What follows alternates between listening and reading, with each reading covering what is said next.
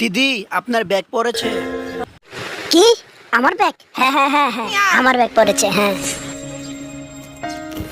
হ্যাঁ, ওই দাঁড়া। হ্যাঁ কি হয়েছে দিদি?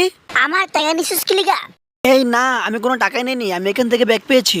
না, তুই নিয়েছিস, তা না হলে আমার ব্যাগের থেকে টাকা গেল কোথায়? দাঁড়া, এক্ষুনি আমি তোকে সার্চ করবো, দেখবো কোথায় টাকা তুই লুকিয়ে রেখেছিস। দিদি শুধু শুধু আপনি আমাকে সন্দেহ করছেন, আমি কোনো টাকা পয়সা নিইনি। তুই নিয়েছিস, তুই আমার টাকাগুলো নিয়েছিস। হ্যাঁ, তুই চোর, বাটপার, মিথ্যুক একটা। যা এখান থেকে। এই বলে মেয়েটি চলে যায়। বামুন ছেলেটিও টাকাগুলো নিয়ে সে এখান থেকে সরে যায়। অন্যদিকে আরেকটি মেয়ে প্লেটে করে মাস্ক বিক্রি করতে শুরু করে। বামন লোকটি এসে তাকে জিজ্ঞাসা করে, এগুলো কি করবেন, কত করে বিক্রি করবেন?